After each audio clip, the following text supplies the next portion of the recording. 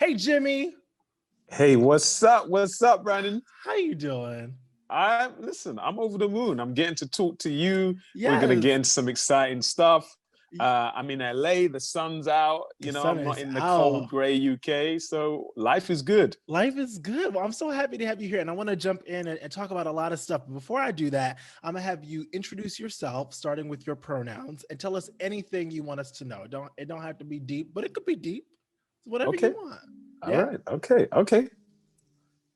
All right. My name's Jimmy Akingbola. I'm from the UK, Nigerian, British-born Nigerian, and I'm proud to be an actor and a producer. I'm also the co-founder of Triforce Creative Network. We're an organization that's all about diversity and inclusion in film, TV, and theater, bringing Yes. talent through up the ladders, not only the emerging, but also the established, pushing those people on in those careers. We also run an organization called Dandy, which is about diversity and inclusion behind the camera within our industry, within the Yes. UK, because that's very important. And that's been our ethos for the last 15, 16 years. And I suppose what I love about my career, I'm an actor first and foremost, but my TCN network, Triforce Creative Network, is all about trying to implement change with our industry because stuff's been the same for too many years, and I Yeah. know like the US has its own challenges, but in the UK we have a lot to get through. There's been Yeah. small change, but a lot more needs to happen. For sure. And what are your pronouns for us? Okay, so yeah, my pronouns for you are this. You know what, I wasn't even thinking about that. I don't think I have anything at the moment. Can I Okay. get back to you on that? Can I come back to you on Yes, that? Yeah, absolutely. Absolutely. yeah. Don't worry about it. Yeah. That's all right. I'm just, This that I'm type of just be. space. That's you Yeah, just yeah, you. yeah. You're Let me just come back to you on that. Jimmy. Yeah, Absolutely. Well, let me actually, I'm gonna ask you a little black folks question, but yeah. since we're on the topic, you're from the UK, and Judith, who's our producer, can you look up? There's a documentary on Netflix that was all about Black actors, but a significant portion of it, they were UK actors. And they were talking about the difference about being Black in the UK and being Black in America inside of the industry of Hollywood. Having worked, in both worlds, Mhm. what do you feel like is like the biggest, starkest difference being a Black actor working on an American project versus on a UK project? Um, for me, I think first of all, it's the scale of projects. Hmm. In the US, it's a bigger country. I think you guys go big and hard. There's more budget on certain shows, but I want to flip that and go that I feel like in the US there's a bigger sense of nurturing Black talent. Oh. You might disagree with me, but from being from the UK, I feel like there's a lack of that, which has Mm. sort of been part of the reason that you've got actors like David Oyelowo having to move his whole family to another country, even though he was on a hit show called The Spooks in the UK. And Right. whereas if I go the US, if I try and do a comparison, if you have,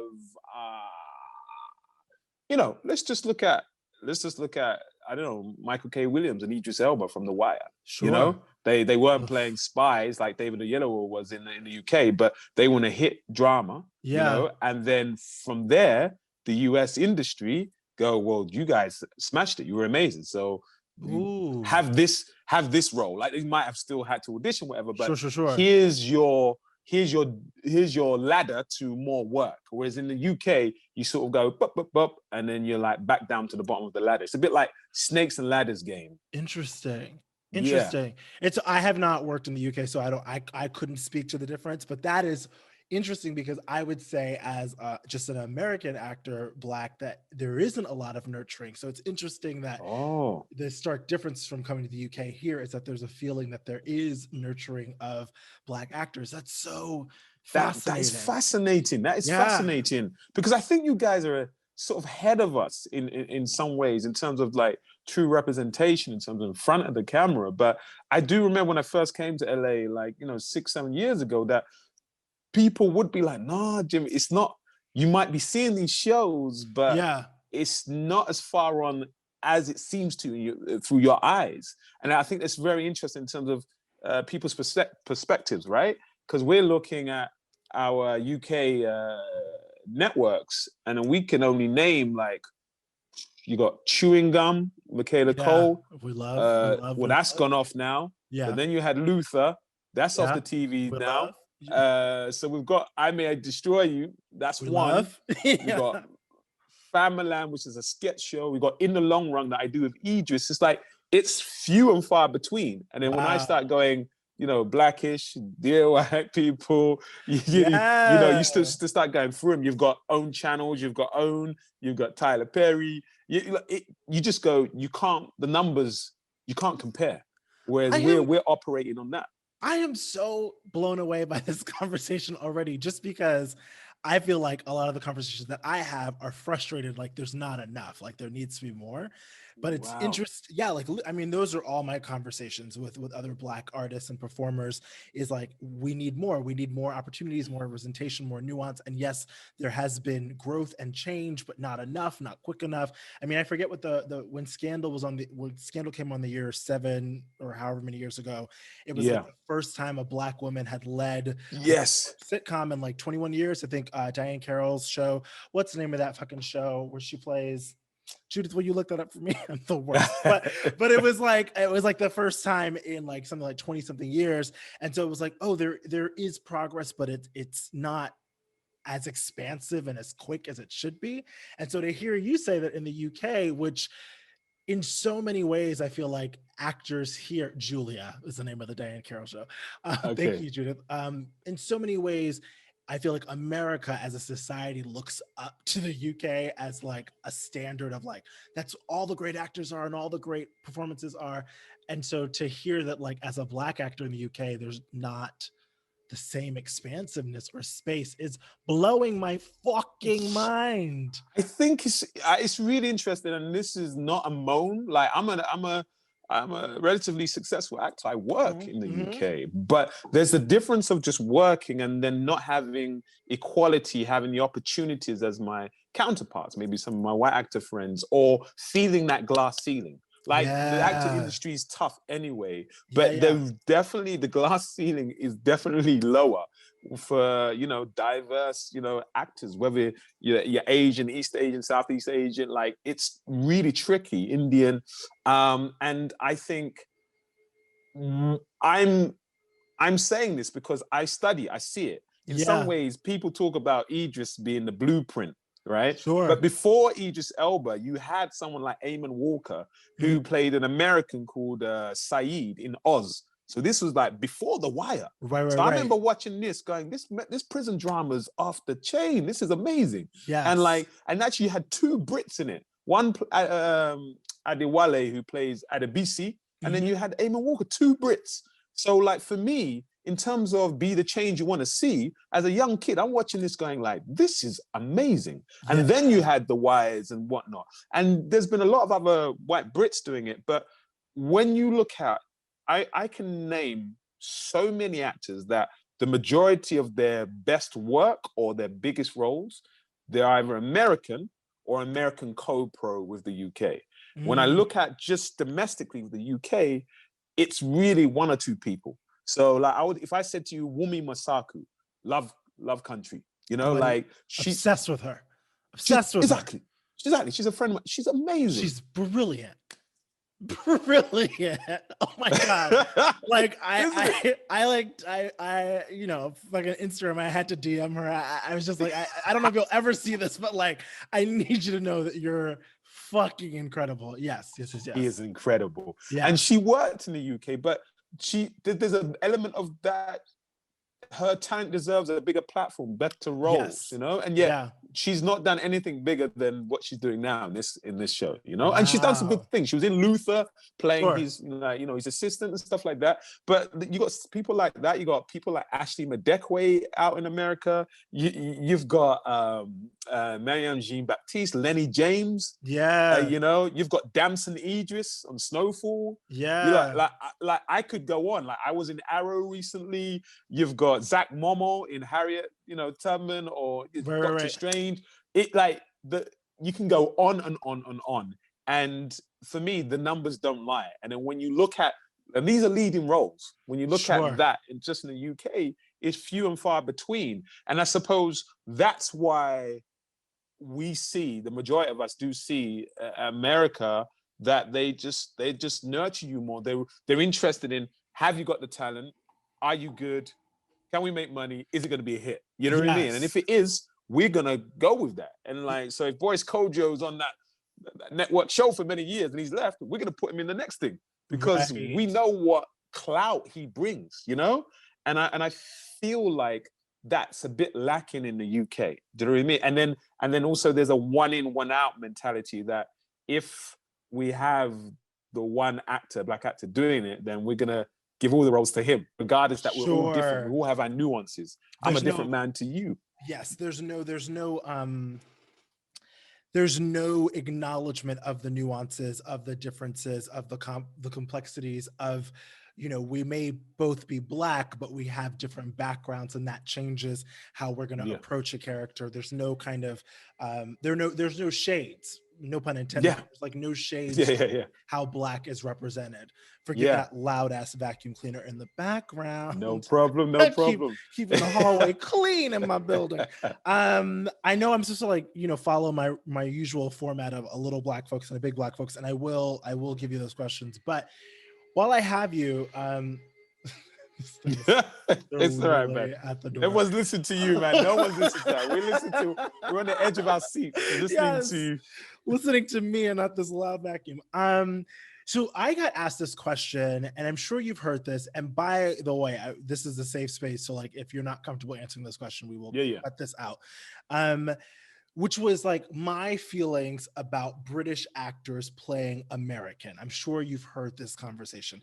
And my answer was like, I actually don't have a thought on it.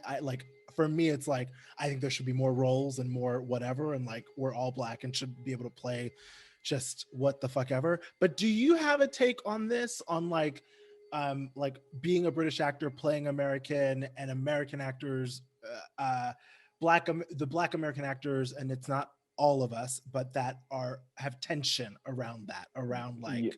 I do. My take is, first, I don't like the division, man. Like, there's too much going in the world, and there's been certain comments from certain actors that it's just, I feel like we're playing into a trap. We need to be together, you know, united, we are stronger. Some of the names that we're going to be talking about today, you know, whether you're talking about Spike Lee or Steve McQueen, you know, whether it's John Boyega, or it's, you know, Michael B. Jordan or whatever. Michael B. Like, it's like, you just go, oh my God, like, bringing all these people together, how exciting is that? So my thing is that I feel like the Samuel Jackson thing, that we're cheap and stuff like that, I just feel like that's not true, and it's an easy way just to stir up a bit of animosity between everybody. But I feel like we should be able to play Americans, and then Americans should be able to play Brits. Okay? And I feel like the reason that it doesn't go the other way is that it's just as hard, but I think a lot of people have tried it, and it's not been spoken about, like, to do a British accent and it to be very specific, London or northern or south of London, north of eastern. It's really tricky. It's doable, but it's really tricky, and yet I don't think anyone's actually done it properly yet. You know, you've had some of the white actors, but they might just do the posh or Queen's language version, like Bridget Jones' Diary, or you've got the woman from X-Files. She's quite good at it. And, you know, there's been a few here and there, but when you come to black Brits, like Denzel did a movie years ago about some British soldier, and it was okay, but you could tell he's talking very quietly because he wasn't really completely on top of it, you know? And then are you guys trained, like, as British actors, are you trained in American accents? Like, is that like a part of training? I think a mixture of some of us are, and some people are not, but they go away and they train. Or also, you got to think American culture, the scale of it. We grew up watching you guys. Like we grew up Yeah. watching, in Living Colors, the Eddie Murphys, Richard Yeah. Pryors, Fair, fair, fair. Sidney Poitier. We've got all those references, and so when a culture's so big and strong, and you're hearing it through the music, if you love soul, hip hop, it's Mhm. there with us in some ways. We want to mimic it, and so there is the training there as well. And also, if you want to work in the US, you have to be able to do it. Right. You Right. have to. I can't come here and then just be like, all right, mate, yeah, I'm from Chicago. Like you can't. You Doesn't can't. work. I mean, Yes. I mean, sometimes it might sound like that to you guys. Yeah, I yeah. get it, but you can't. And I think majority of us actors work that hard. And I think there's a lot of work that goes into the training and the technique to be able to do an American accent. But also, I think that's the same amount of work and effort that has to go into an American doing a British accent. But But for there's some not the reason, necessity, right? I feel like what you said earlier, right? Like there's a glass, you said feeling the glass ceiling, which I think is yes, such a fucking beautiful visceral sentence. And so if in the UK you can really feel that glass ceiling, and there's an understanding that in the US you can expand, then I would yeah, understand there's a necessity to master that accent. Whereas hmm if I'll only speak for myself, I've never I've never thought about going to the UK to have a career. Like that didn't seem like it's like, oh, like if a movie shoots in the UK, great, but not like hmm moving my life to the UK to build a true, career. So true. me learning a British accent has never been priority in the way that maybe, am I wrong in the way that it might have be priority for a black UK actor? No. I think you're right. I suppose I can flip that though, and you can say like there's opportunity to do different kinds of work in the UK, Sure. and then if you engage that with, oh, it's set in London, do I have to play my normal accent, or I can play this character as a Brit? Do you know what I mean? I think Yeah. there is opportunity, but I think you're right. The main focus is here to crack the US. But within this, I think, if I'm honest, I Mhm. feel the industry are getting an easy time on it, the industry. Yeah. Because I think if you look at something like Get Out, he auditioned, you had an American director, Yeah. a black American director, Yeah. producers. He always said that he picked the best person for the job, right? And it's not saying I'm not one of those actors that say Brit actors are better than Americans. So Sure, I sure, grew sure. up watching more American actors than British actors in some Mhm. ways. But I do think the industry has something, uh, has a responsibility, because I do know American actors that they feel it. They get in the room. It's like they're not they're not judged in the same way as maybe some British actors, and I think that's a Oh, unconscious bias thing, maybe. Do you know what I mean? And yes.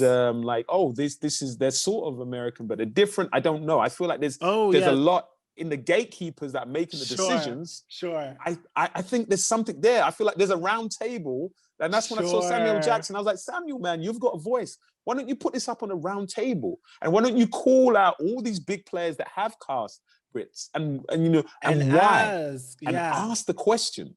It's funny that you're saying that because we were talking about earlier how like I'm from New York and I'm in LA. And when I was first moving, the biggest advice that I continued to get was tell casting directors you're from New York. They will love that you're from New York.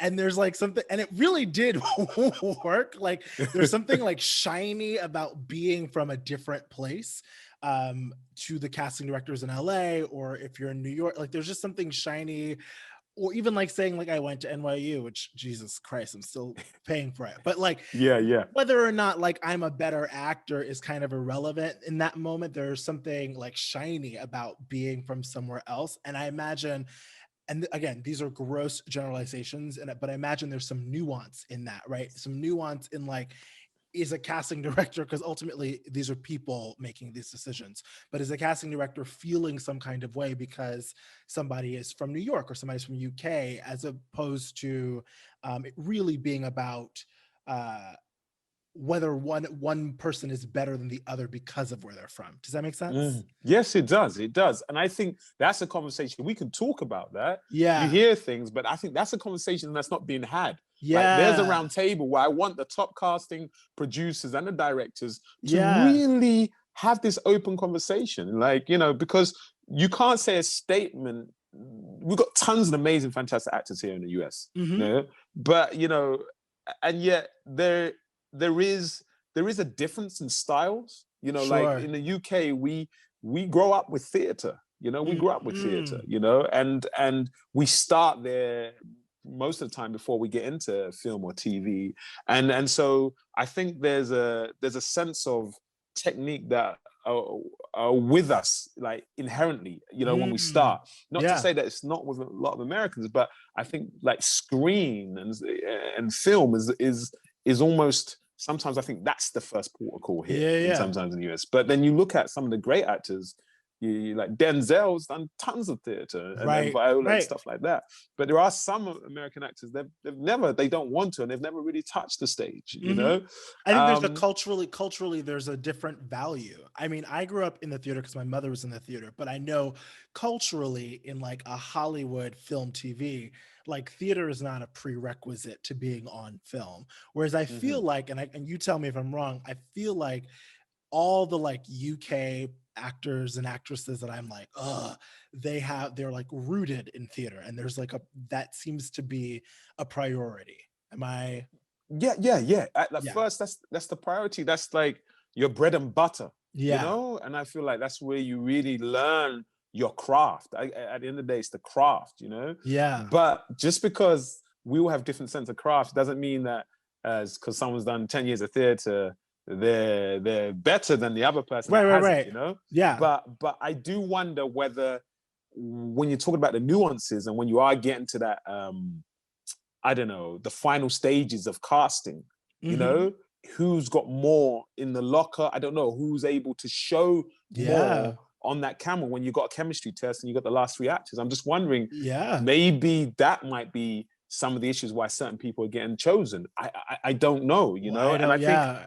and I think it's changing. Like what you know, if you look at the Denzel generation, and you know, you got Anthony Mackie. I feel like it's changing the industry. I feel like film stars even like there's a certain generation where it's different now. I don't Mhm. even know if we've got proper film stars now, you know, to No, I think now if I'm again, I love my gross generalizations. It's yeah, such a yeah, short yeah, yeah, time. yeah.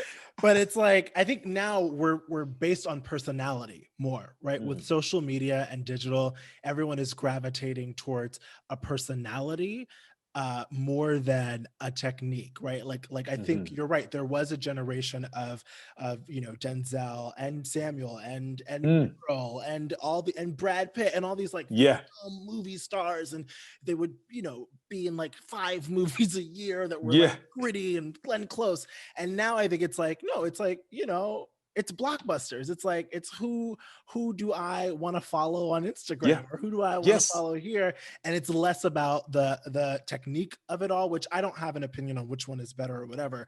But I think that there is a shift. I think you're right. There's been a gradually a tonal shift as to what we value in a quote unquote movie star or a film star. I think yeah, it's more about it's less about mystique and yeah. mystery and like Mm, being able to hide in a character, and more mm, about like I want to follow that person and I love that person and I want to know everything about their life and I'll yeah. watch that TV show they're on. Yeah, yeah, Like, yeah, yeah, yeah, yeah. It's almost like we've got more choice now. So Yeah. instead of that sort of those 10, 20 superstars, now it's like tapas. It's like Oh, global tapas. It's like, wow, yes. yeah, I'm gonna watch that guy in that HBO thing. I'm gonna watch this thing on Hulu. I'm gonna watch this thing that's online. Like we've got so many avenues now to watch people, and like, who's the guy? I feel bad. My brain. The guy that was in Moonlight that plays the partner in the when they're in the diner. He's a great actor. Oh gosh. We'll look it up. Oh gosh, it's We'll look killing it me that I up. can't remember his name. It's not the main big guy. Yeah, It's yeah, the yeah. guy It's that the he grew up with. yes, yeah, yeah, who I love. The For older me, Jarrell. Yeah. Yeah, he's please do get the name. We will But find for the name. Yeah. me, he's one of my favorite black actors here out in this country, you know, in the US. I just feel like the nuances for you can see him in something like The Nick and then see him in Moonlighting. Andre Holland. Andre Holland, that Yes. guy. Like for me, he's just one of the best. He's underrated. You know what I Yeah. mean? He's Yeah. underrated. What he Yeah. can bring, you know, and in that black and white movie where he plays the alcoholic father, like he's got so much range and nuances. And I think sometimes there is maybe a cultural pressure here to be the American leading man, sort of. Do you know what I mean? Sure. That star, rather than leaning into. No, I want to go and play this crackhead over here, and I'm going to play this Yeah. officer here, and I'm more interested in those type of like sort of those type of actors. I still think they're leading Yes. actors, but they're leading actors that are able to play characters, you know. Yeah. And so for me, again, that going back to your original question, I'm like, let's stop fighting, you know. Yeah. If Cynthia Erivo's got that part and she's auditioned with other people, let her just play the part and let's support her and back her. You know, it's already harder. Let's go back to your original question. Like you say, in the US, there's not enough. So Yeah. why are we going to attack our own when there's not enough? Yes. Do you know what I mean? Yes. No, let's why build can't we all more. get like Wakanda behind Harriet Yes. Tubman movie? And yeah, we can all yeah, I enjoyed the movie. You can have your feedback and your little bits that you didn't feel, but this thing of attacking each other, I just don't get it. I feel like this is a That's the time where we need to system. be together. That's the system. And, you know, it's a thing that we're, you know, all kind of reckoning with, or not like, I think Black people have always been reckoning with this, but just in terms of the way the world has kind of started to reckon with this on a global scale, it is the system. And there is something about us being pinned against each other, attacking each other, as opposed to banding together and saying, okay, great, as you said, well, let's expand, let's build Yeah. more. Yeah.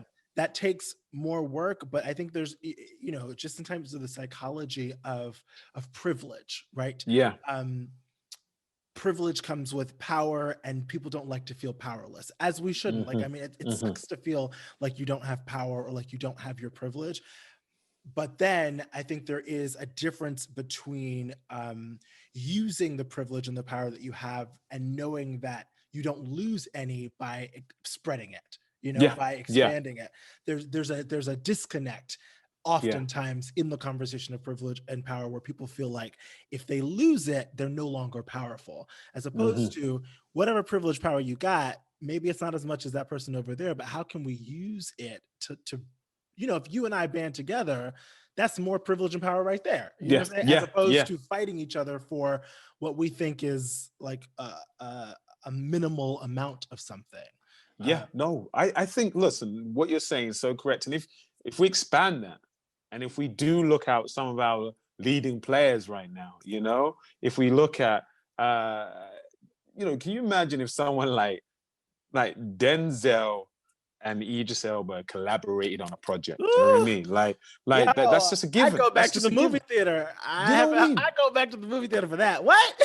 It's like, you know, it's just a given. And then we had more of those things, and then you bring in Yes. some of the African stars as well, like just that Yes. thing Yes. of, Yes. and we're telling, it's the different stories as well, you know. And so I think that the issue also is when Brits are playing the historical figures, they're few and far, these movies as well, that are out on that scale. So I understand the frustration within the Sure. American community, Sure. because we have the same thing in the UK. It's like, we're gonna do Top Boy, but why we want to see our version of How to Get Away with Murder. We haven't got that in the UK, Yeah. so we're like, why you just want to see us on the street all the time? So I understand as an American going, Mm, wait, man, we've had Martin Luther King, now we've got Matt. When are we gonna, you know, since Denzel played yes. Malcolm, what have we? I get that. You know what I'm saying? I Yes. really do Yes. understand that. But then I do say to a lot of the American actors, I'm like, guys, the facts, the numbers don't lie. Yes, I can name 4 or 5 Brit actors that are getting these roles, but what's being fed, the narrative being fed to divide us, is that we're taking everything. And that's impossible. Look Yes. on your TV screens and like Yes. tell me, yes, there's some big jobs gone to some Brit actors, but that's a handful.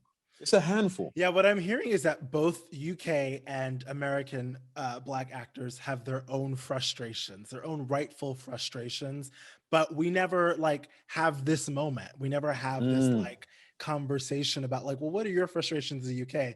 These are my frustrations in America, and how do Yeah. we like work together to overtake the system and Yeah. make Yeah. it, Yeah. and like, Yeah. you know, Yeah. and make it work so that we are all working and that we're seeing, so that you guys do have a How to Get Away with Murder, you know, and Yeah. whatever it is.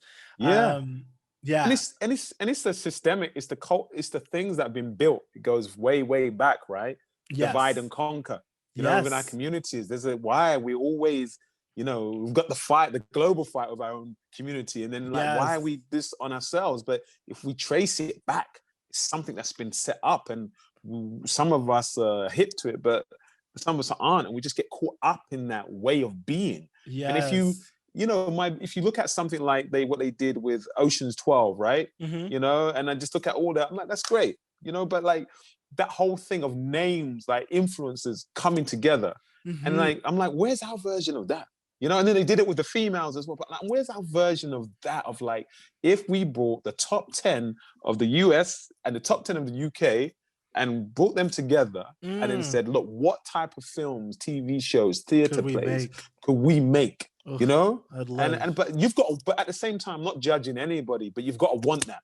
You know, Yeah, you've got to want to do that. You yeah. know, you've got to want to set up your production company. You've got to want to put your neck on the line and really try to implement change. And I suppose that's in some ways what myself and my business partners, Fraser Ayres, Amelia Ayres in the UK, we're trying to do, even with where we're at. Do you know what I mean? Again, I've Yeah, got a successful career, but there's a version that if I was like the UK Denzel, yeah, then my scope, I can do even more. But yeah. you've got to want to do it, you know. And It's overwhelming. You know, I think like acknowledging that, because I sit down and I think about, you know, that a lot. Like what are the ways to use, I always say like my little corner of the internet, my little corner of celebrity or whatever it is. How do I use that to expand, you know, especially as a Black queer person, it kind of shrinks even more. So it's like, how do I use whatever I have to make sure that I'm not the exception or part of the exception, but instead am able to use who I know to like burst down the doors and bring people up. And even like sitting to think about that, let alone doing it, is exhausting, because part yes. of you just wants to be like, well, fuck, is Brad Pitt thinking about this? Because he's doing just fine. You know, like Yeah. it's that, and like having to have that back and forth with yourself of like, just being very transparent of like growing up watching white actors not have to think about the white community, right? They Yes. really can Yes. just think about their careers and what works best for them and their families, and that's it. But there, Yeah. and as Black people, it's like that privilege. I understand wanting that privilege to just be like, I'm just gonna think about me and mine. Mm. But like Yeah. that doesn't work because it keeps us where we are. It keeps us stunted and stilted Yeah. because the system globally has not been built for Blackness, right? And Yeah. so it is, fortunately and unfortunately, there are pros and cons where it's like we do just have to get over how overwhelming and exhausting it is at some point, and put in whatever the effort and the work is to make sure that we're lifting each other up. It's the only, I mean, the only Uh, reason Black people have made it this far is because our ancestors had to do the same there fucking you thing. You know go. what I'm There you go. Can we give that? No, but seriously, I've been Yeah. saying this a lot. This quote: "Without struggle, there's no progress." You know, Yeah. Frederick Douglass, right? Yeah. You know, and it's Black History Month in the UK at the moment. But what you've just said, with everything that's going on with George Floyd, you know, you know, everything. But just because everybody's using that as the Yeah. Yeah. tipping point, but we Yeah. know stuff's been We know happening for the years, you know, and so. decades, But centuries.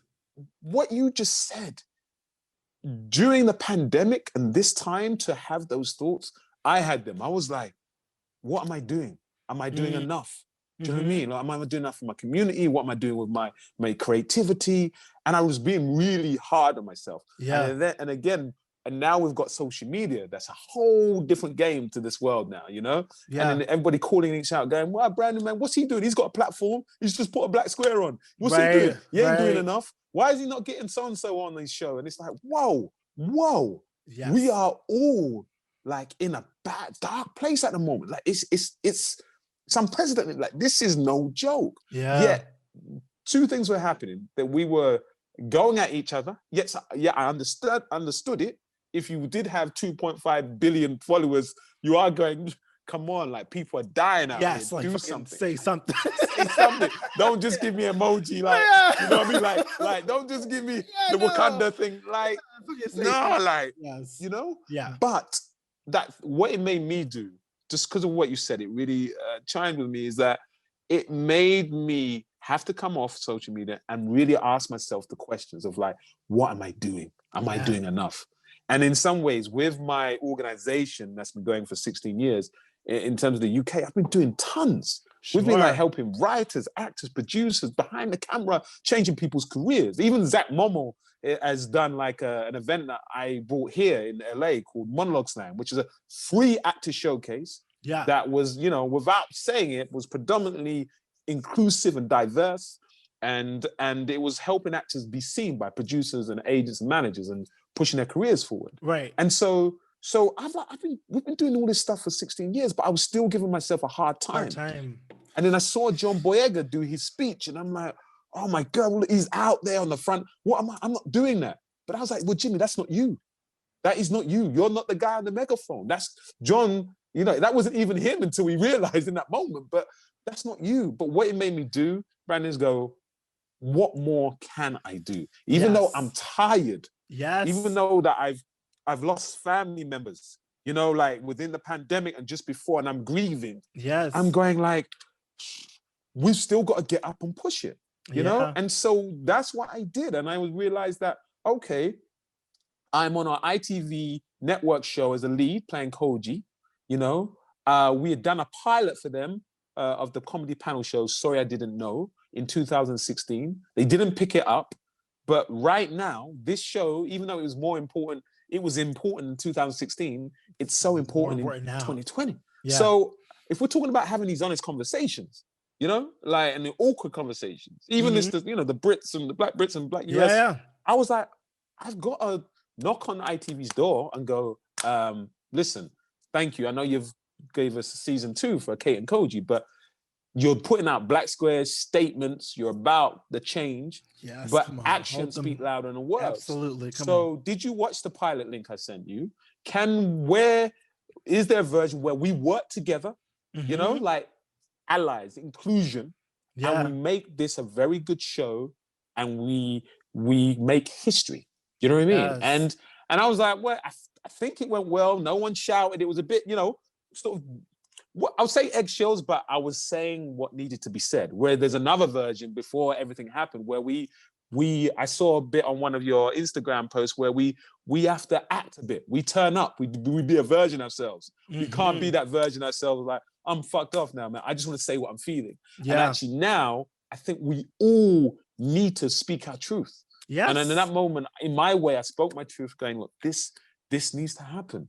You know, and basically, long story short, they commissioned it. They gave us 4 episodes. Amazing. You know, this is a show globally. It's never been done before. Yeah. You know, and we trended for the first 3 episodes, and people in the UK losing their mind going, we've never seen anything like this. It's the first. Yeah. You've got 2 female team captains. That's the first. 2 black females. And you've got a black host. In the UK, that's a huge first.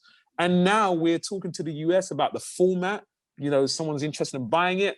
Our version is that, what if someone like Chris Rock was hosting it and you had Oprah on a panel, or I want you know that. what I mean? I want that. I want that show right now. Exactly. But back to what you were saying, it was still a lot of energy to lift myself up, you know, to criticize myself. Am I doing enough to put myself back in that position on the front line in my world to try and make some sort of change in my area? And how do you take care of yourself then? Because I mean, it is, you know, when you were speaking, it's like, wow, that is a lot of resilience, you know, as you said, to like deal with grief, to deal with the pandemic. And again, like, you know, there's a lot going on in all of our individual lives, right? Like, yes, there's the pandemic is a lot, let alone like, let's talk about unemployment. Let's talk about health insurance. For us in the US, our fucking president is trash, you know, elections. Mm. And then we have this racial reckoning. There's like just a lot that people have to deal with individually. And then I feel like as Black people, especially, then it's like building that resilience or reaching down for that resilience to then say, okay, these are the lanes that I can play in. I can organize this thing. I can pitch this show. I can, you know, go over here and help that person. Where does your resilience come from? That where does your resilience come from, and how do you take care of yourself in the in between? The resilience comes from the necessity. Then the resilience has always been there, you know, from a young kid, looking at society, let alone a young kid that's going to get into an industry where we're hardly visible, you Yeah. know, and it's really hard to Yeah. negotiate. And so maybe it started off with being naivety before the resilience kicked in, going, well, this is going to be tough, but there's something in me that feels like if I keep reaching down deep, working hard, you know, pushing through the setbacks and the pains, then it would be different from me, you know? So I think the resilience builds. In some ways, the resilience builds with the more pain and the more rejection, you know, which is Yeah. weird. It's almost a bit like self-harming. Like you're getting into something where you know, like, oh no, they're not going diverse. What do you mean? This guy's just called Steven. He could be from anywhere. Like, you know, it's like, oh gosh, Yeah. Yeah. and or no, they're not getting your pitch because they feel like it's not really for their audiences. You're like, what? What? This is a universal story. Yeah. What's going on? So the resilience builds, and then the self-care, if I'm honest with you, I'm still working on it.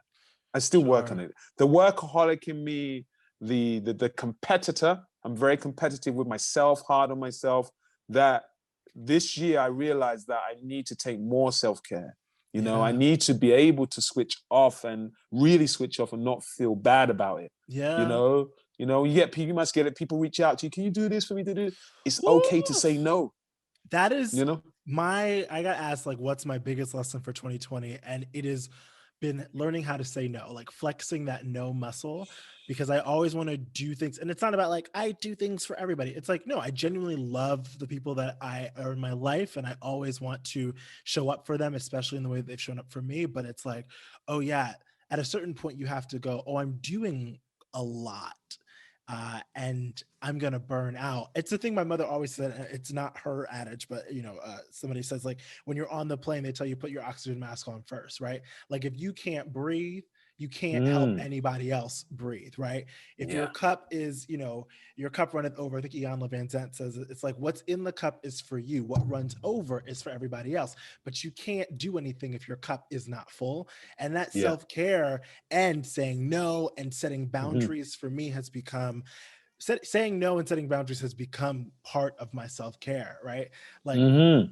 because it gives me space to recuperate and like Yeah. we forget like we forget that on top of and if I, you know, if there's any white person listening, I hope they'll hear this differently today, which is that on top of just like the desire to be like a successful human being, right? Successful for your family, successful for yourself. There's also like this having to acknowledge that the cards are stacked against you already Yeah. Yeah. Yeah. because you're black, Mm-hmm.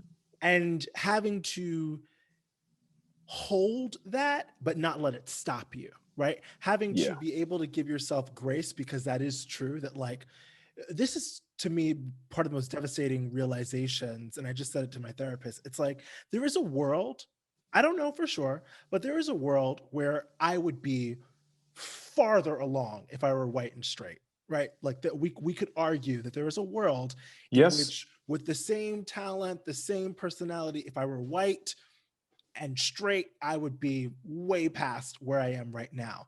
And so there Mm-hmm. is a pain in having to hold that my blackness and my queerness may be part of my obstacles.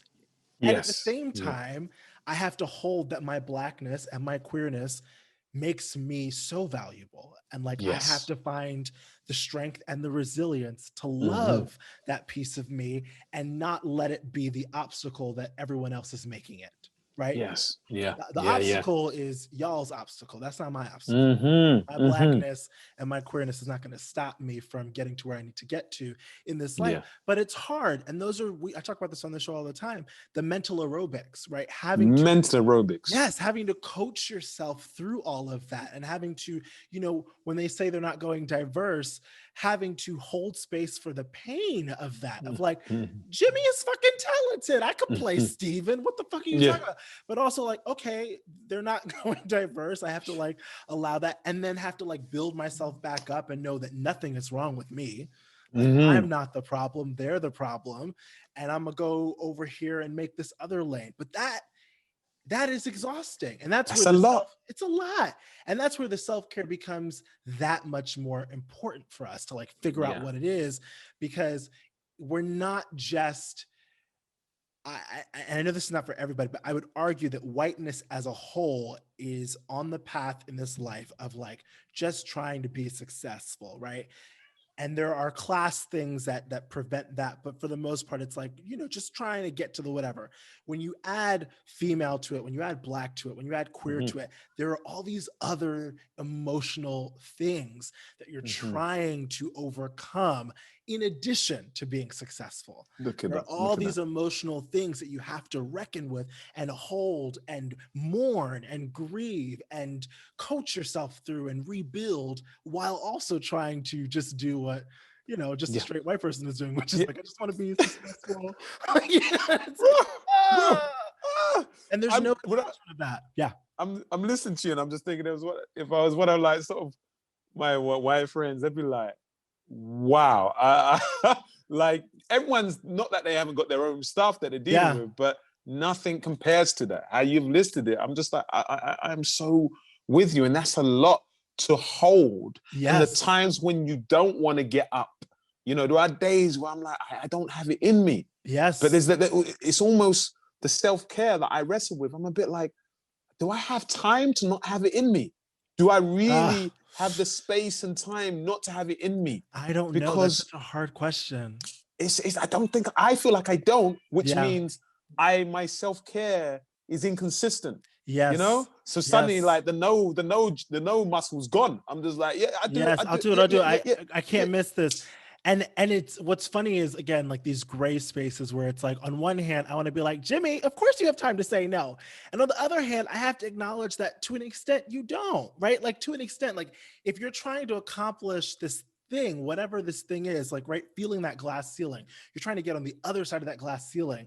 I can't deny that that glass ceiling is there because of your blackness. And so Mm-hmm. you might have to say yes in this moment. Mm, As much yeah. as I want to tell you, like, say no, and you should be able, you should have that privilege and that freedom and that power to be like, I can't right now. And yet Yeah. there is still a space that we get to hold to be like, yeah, but the cards, the game that Jimmy's playing is different than Mm, just the regular white man trying to make, like, it's a different, you know yeah. what I'm saying? Yeah, yeah, no, definitely. I like, Yeah, it's complicated. it's I mean, complicated. I did a show in the UK. It was supposed to, it's trying to be like a Grey's Anatomy. It was called Holby City. Mm-hmm. And I played this fantastic character. He was called Antoine Malik, and I remember when I auditioned for it, he's like alpha male. He's a maverick. He's one of the best doctors in the hospital. And then there was one line at the bottom, and he happens to be gay. I was like, all right, cool. This is one of the best sort of one pages I've read for a character. Yeah. And I remember a couple of things. Speaking to other black actors, like, Jim, you going up for that thing? Oh, no, man, I can't do that. I was like, what are you talking about? Man, he's a gay. He's gay. I was like, yeah, but, yeah, so what? No, man, my people this, my people that. And there was a whole heap of people that were not prepared. These are black actors to go up for Yeah. it because of the pressures within their own communities, Yeah. because of there was a few years before, there seemed to be a vibe that, it was like demasculating people or whatever, men or whatever. Of I was just course. like, Yeah. what? For me, I'm like, this is a story, an important character that needs to be played and told, the story to be Sure. told. Yeah. But I'm telling you, I was still aware that, well, Jim, if you do it, you don't want to be a stereotype because of the color of your Right, of skin. course. You're not in control of the writing room, so that's a risk. You Yeah, know, I met up with some of my gay friends, and I was talking to them about it. They're like, "Well, we're tired when they too many caricatures or a little of bit too course. queenie." Yeah, So I yeah, was like, "Okay, well, I don't want to do no caricature, yeah, stereotype because of his sexuality." So, and I've got no control in the writers' room, but yeah, I'm taking that with me as I'm creating this character and as I'm playing him, yeah, and then I'm walking on the streets like that, and I know it's going out across the country, but it's important to me. It's yeah, important that I get it right, and yeah. so I was constantly aware of it. And I remember one issue where I went to the producers and I said, "Look, every character he's fallen in love with or had a kiss and affair with has been white." Okay, and that's cool. Like, I'm a guy, a black guy. I date Yeah, white women, black women, Asian. Doesn't matter. yeah, If I'm attracted, I'm feeling them. I'm feeling them. yes, But if you're doing this on TV, and this is one of the first gay black surgeons in this show, and you're making history, then you're sending out a certain type of yes, you are. narrative that he doesn't deal with his own. Yes, And they're like, I was like, look, it's that thing. If this character is the love of his life, it's even more important that it has to be a yes, black man, yes, yeah, and they didn't get into. I broke it down with them because I was like, this is the perception. This is what you're putting out there. And I said the yes, worlds are different as well. There's a whole gay black scene, there's a whole gay white scene, and absolutely. there's the melting pot. But there's listen, I've done my research. There's different Yes. things. But So you know what that let's is? That's whiteness not having to be aware of anything other than themselves. And I don't mean this as like white people. And I understand how that comes off. But whiteness, not to listeners, I'm talking about whiteness as an entity, not like you as an individual listener. But whiteness and how it operates never has to consider how things look. It only has yes, to worry about like what is best for this show or this office. It doesn't consider yes, the impact of the absence of another black person or a black lover. Whereas yes. for us as black people, we're always, especially as black actors, black writers, we are always worried about the representation and the character. Like, Mm, but for whiteness, there's a freedom that they have, which is like, oh, I don't like, yeah, all the yeah. characters are white and they didn't even notice that. And then you have to like break that down of like, well, if this is the first black surgeon, let's start there, honey. And he's Yeah. queer, let's add that. Now what are the repercussions of the intentionality or the lack of intentionality behind this black character? Not, but Yeah. whiteness doesn't have to which again makes as the black actor makes him more mental aerobics. Yeah, exactly. Exactly. Thank you. I was just gonna come in with that. And Yes. and this show that I hope gets bought for the US. Sorry, I Yeah, didn't know. yeah, The same ITV, they picked it up, but all the like commissioners and like the powers that be, they focused on Black History Month. yeah, Which is great. It's like, yeah, oh yeah, next month we'd film it very quickly. We can do yeah, it. yeah, But also, I, I don't think they understood their mental aerobics of like they just focused in on 1 month, yes, yes, rather than going, yes, this is a great show. It can be out on throughout the year. absolutely, Do you know what I yes. mean? And it's just Yes, like, and like you're there going, well, I want this commission, and this is a massive win. This is an yeah, historical moment. But the next fight is like, guys, it let's needs to broaden be this. broader than this, beyond 1 month. Black Yes. history is every day, 24/7. In my It's house all it our is. history. It's like it's In like my house it is. In my country it is. Come on. Like, what are you I talking know about? Black history is, yes, yes, yes, exactly. yes. But again, the mental going, well, again, I'm trying to, You're finagling, you're I'm navigating, like, you're like, listen, I'm really yes. happy with that, but And then you're we like, how weren't do I we say this to you in a way that you hear it? Like, I'm exhausted. Wait. Yo, Jimmy, I could literally talk to you forever. And I have to ask you one last question to wrap Yeah. us up. Because this has been, I didn't ask the little black folks question. I didn't ask the big Oh, black I'm folks sorry. We question. just No, got we don't into it. start. No, this is, I am, I have my candles lit. I light my sage. I'm like, go with the flow. I got my Yeah. plan, but if it goes left, I'm happy for it. So I guess my last question for you is, what do you think it feels like to be on the other side of that glass ceiling? And that it's abstract. It doesn't, you don't have to tell me Yeah. what the accomplishments are, but what do you think it feels like on the other side of that glass ceiling? It feels like a, a level a level of equality Mm, and a level of freedom. I say that mm, a level, because I think there's still things to work through when you are on the other side of the glass ceiling. But yeah, I just I just feel like that sense of the opportunities will be much more in line with my contemporaries, you yeah, know, yeah, and then a bit more freedom. I feel like when we talked yes, about the hustle, there's a hustle that it limits with where we are. We're doing well, but it's still a little bit restrictive. yeah, Whereas I think on the other side of that glass ceiling, it just allows you to spread your wings a bit. And really, if you are that type of person, for me, it's about really exercising change, implementing change. You know what yeah, I mean? absolutely. Really going like, I'm on this other side of the ceiling now. I'm not shutting this door going, "Whoa, it's just me on Right, it's here. just me. I'm It's not just bringing me. Brandon, man. No, Brandon's too oh good. my He's going to God, take this chair." I'm like, man, that come through, man. energy. Sit on the Yes, couch with me. I can't do what you yes, do. yes, And that's me on the other side of the glass ceiling. It might not be yeah, like for other people, but I think that's how it needs to be. And then slowly, the more we have sitting on that glass ceiling, it will crumble. yes. That shit'll shatter. It will shatter. You know what I mean? Yes, which is what we We're all want. the yeah, we'll be Afro beat dancing on it. Yes, I think I freedom really speaks to me. And then I also thought, which is not quite true, or maybe it is, and my work is to do it before surpassing that glass ceiling. But there's something about humanity begins on the other side, like that Mm, freedom is the chance to just be a human and not yeah, have to. I don't know if this is true at all, but yeah, like yeah, yeah, in my fantasy, the mental aerobics at least lessen a little bit. yeah, yeah, And yeah, there's just a chance to kind of just be a human. yeah, yeah. My work is to try and find that now before surpassing that.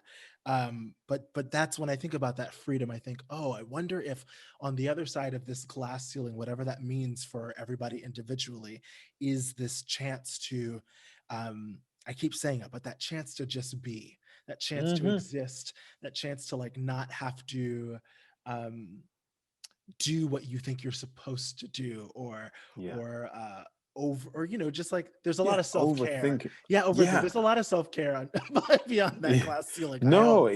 it's good. I think, self-care, I'm gonna take it's one thing that we all should be prioritizing, Yes, anyway. But I think this year has really reminded people, no matter what profession you're in, like this yeah, moment in time, the world stopped and you either choose to look on the back seat and go, oh, I got some stuff I need to work through, yeah, yeah, or I yeah, need to talk to myself about, or you yeah. can try and pretend. And I think I'm trying to be the post-pandemic version of myself rather than the pre. Not to say the pre was terrible. Yeah. He's an amazing person, got me But to where trying I to am. But grow, trying to but I'm grow trying to through that. grow, man. So Yes, I'm taking the self-care with me right now. I'm gonna go out and walk in the sun and I love that. get myself a nice little burrito.